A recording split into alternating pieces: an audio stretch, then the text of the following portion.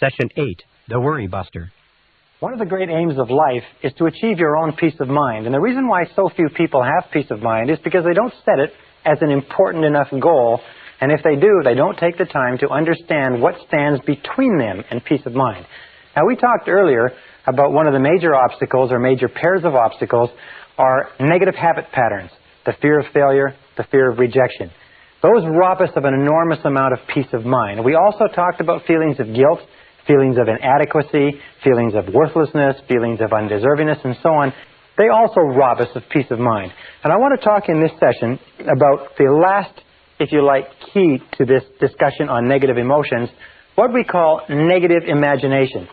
Now, the word negative imagination comes from an extensive body of literature that was written at the beginning of the century, but they found that negative imagination is something that we create in ourselves that causes us an enormous amount of stress and distress, if you like. Negative imagination creates fear. And one of the best definitions of fear that I've seen lately is what is called fantasized experiences appearing real. Fantasized experiences appearing real. In other words, these are experiences which we create in our minds and our imaginations, and we dwell upon them, and the more we dwell upon them, the more real they become to us. It's like I have 3 little children, and if I let them watch a scary movie, even if they insist upon it, they begin to feel that there are scary creatures under their beds and in their cupboards and so on, is these fantasized experiences become real. And at one time, with little Michael, we couldn't get him to sleep in his bedroom at all because he was convinced that there were monsters in there. What do we call negative imagination? Well, another word for it is worry. Worry is a sustained form of fear caused by indecision. Worry is a sustained form of fear caused by indecision. Now, what does that mean? It means that when we make decisions, we do away with worry.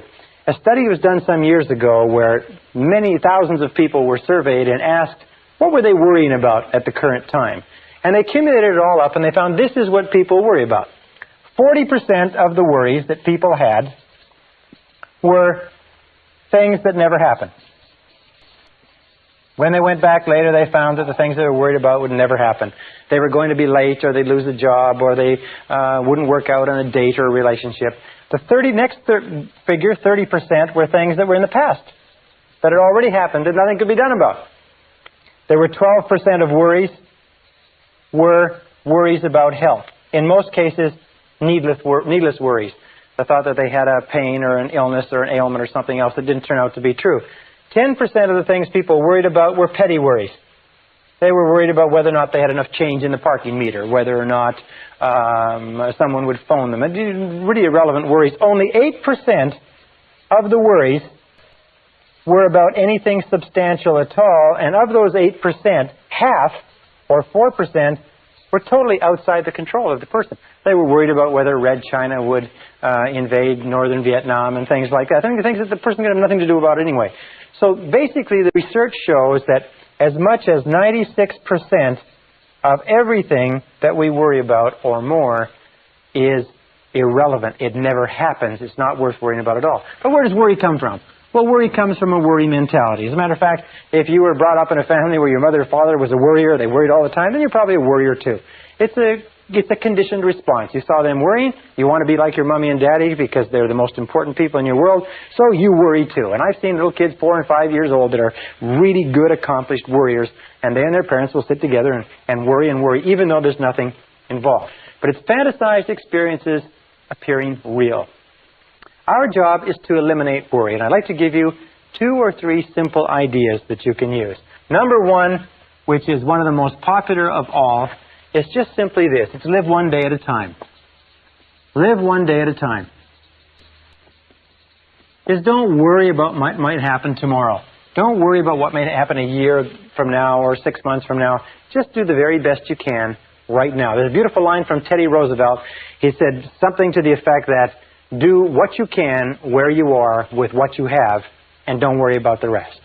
Do what you can where you are with what you have and don't worry about the rest. Live one day at a time. Just worry about getting through today and taking care of today. And as the Bible says, Let the morrow take care of itself. Sufficient unto the day are the cares thereof.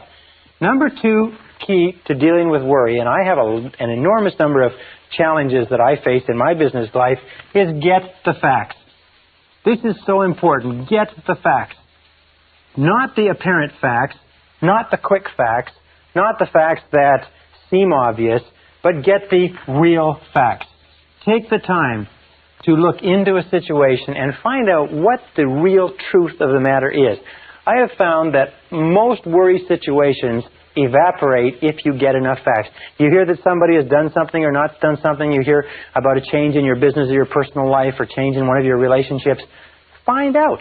Call the person. Find from the right information source the answer, and you'll often find that the facts eliminate the worry. Most people who worry are people who would much rather worry than take the time to ask and find out what exactly is going on. Ask people, do your research, do your reading, do your homework, get the facts. One of the most important requirements, by the way, for your success in business or any other thing, any other field of endeavor, is to get the facts that you need so that your answers are accurate and up to date. Now, the third method is what I call the worry buster. The worry buster is a word or an expression that came from one of our graduates. He said this expression literally saved his business and saved his mental health. It's one of the simplest of all techniques, and it is just dynamite. It consists of 4 steps. All right, step number 1 is when you have something on your mind, define it clearly in writing. Define it clearly in writing. Sit down, take the time to write it out, and say, what exactly is it that I'm worried about? And sit down and write it out. I am worried about this, and describe the situation exactly the way you see it. In medicine, they say that accurate diagnosis is 50% of the cure. Accurate diagnosis, defining it clearly in writing, is 50% of the cure. Now, an important point here is sometimes when you have what seems to be an overwhelming problem, you have more than one problem. You have what is called a cluster situation, where you have 2 or 3 or 4 problems all together. If you define it clearly in writing, sometimes you can write it out, 1, 2, 3, 4, that there are several little problems that are all together that are worrying you. And sometimes if you eliminate one of those difficulties, the rest of them evaporate. Sometimes one problem in a cluster of problems is the key, and all the others become irrelevant. So be alert to that, but define it clearly in writing. Number 2 is once you define it clearly, this is the key. Determine the worst possible outcome. Determine the worst possible outcome. In other words, ask yourself, what is the worst possible thing that could happen as a result of this situation? Left to itself, if the worst happened, what would it be? Determine the worst possible outcome. Now, an interesting thing happens here. We find that in worry, we are not worried or stressed by the event. An event does not trouble us. What troubles us is anticipation of an event and the resistance that we put up psychologically, wishing, hoping, praying that it doesn't take place. If psychologically we determine the worst possible outcome in writing, and you say the worst possible thing that can happen is this, and we make it concrete and we put it down on paper, you will find a remarkable thing. Your worries disappear. They just seem to evaporate as soon as we define the worst possible outcome. The stress comes from not wanting to face what it could be. We talk about this later, but it's the psychological phenomenon of denial. We deny, we don't want to put off. For instance, you have an investment, and the investment is getting worse and worse. So you have to say to yourself, what's the worst thing that can happen with this investment? And the worst thing is that you lose it all. Once you say, I lose it all, suddenly you're not so worried about it anymore, because, it just may happen. The third step, or let me go back a second, with regard to a relationship. Sometimes we're in a relationship that's very unhappy, and we say, well, what's the worst thing that can happen here? The worst thing that can happen here is that you lose the relationship. The relationship disappears. Then you have to ask yourself, will that kill me? Will the loss of the investment kill me? Will the loss of the job kill me? Will the loss of the relationship kill me? And the answer, of course, is no. You will recover from the loss of almost anything. So number 3, by the way, there are many people who get and have the signs of cancer, but they won't go to a doctor because they don't want to know.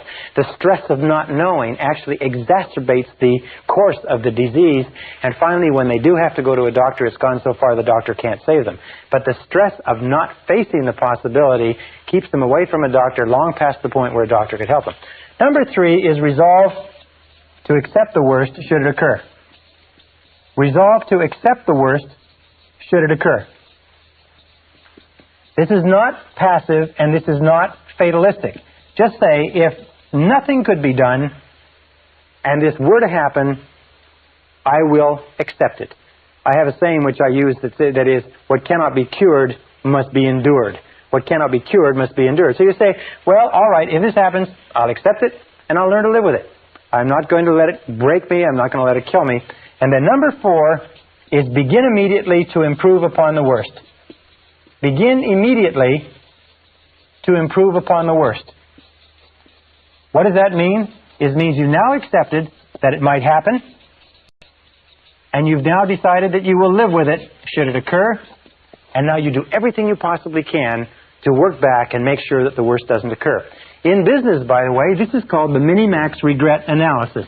It's minimizing the maximum regret. In other words, it's saying, what is the worst thing that can happen and how can I minimize that maximum regret? This mini-max technique is a tremendous technique because it clears your mind considerably. And one of the best ways to use it is this really neat method. Take a piece of paper, draw a line down the center and a line across the top, and then work down the page. And right on this side, write WPO. Right on this page, your definition. In other words, this is a clear definition of what's bothering you. On the top of this page, you write WPO. Worst possible outcome. And then you write 1, and you say, I'm worried about this. And you write it out clearly, and then you write 1, you say the worst possible outcome is this. 2, I'm worried about this. 2, worst possible outcome is this. And so on. You'll find that every single time you do this, the problem just evaporates. And most, not all of course, but most of the stress or strain disappears. Your mind goes clear, and with a clear mind, you can then deal with it effectively. Now, the final point with regard to this whole idea of worry and negative imagination is, what is the antidote? What is the antidote to worry? What do you think it is? Well, it's simply this. It is purposeful action. The only real antidote to worry is purposeful action. Everything that gets you to the point where you can take purposeful action, where you can move, and as Shakespeare says, take arms against the sea of troubles, and by so doing end them. Anything that gets you to the point where you can take purposeful action will eliminate the worry. Why? Because of what we call the law of substitution. You cannot be working on a problem or a situation and thinking and acting purposefully to resolve it and still worry about it simultaneously. Worry almost always comes when you have too much time on your hands. Worry is a form of negative goal setting. Remember we talked about the law of concentration? It says whatever you dwell upon grows. Well, whenever you have a worry situation, what do you find yourself doing? What you find yourself doing is thinking about, talking about, dwelling upon, vividly imagining exactly what you don't want. By the law of expectations, is whatever you expect will come into your life. That which I greatly feared has come upon me, is what it says in the book of Job. Or the law of attraction says, you will attract into your life the people and circumstances in harmony with your dominant thoughts. The reason why we're taking a whole module to talk about worry is this, is that there are some people who don't worry about anything. This method, by the way, of determining the worst possible outcome, the worry buster, is also a tremendous method for decision making. When you go into any situation where you have to make a decision one way or another, the first question you should sit and ask, once you've analyzed it, is what's the worst thing that can happen? I remember the great J. Paul Getty, who at one time was one of the richest men in the world, said that this method of determining the worst possible downside was used by him as a decision-making method into every business deal he went to. What he went into, what he would do is he would say, no, what's the worst thing that can happen? And then he would make sure that the worst didn't happen. So make the decision right now that you're going to eliminate worry, fantasized experiences appearing real, that you're going to accept the worst possible outcome should it occur, and now get busy, do everything humanly possible to take constructive action to eliminate the worry situation and do away with it. That's the key to eliminating the final of the worst of our negative emotions. This is the end of side 2. Please fast forward the tape to the end to cue up side 1 for your next listening.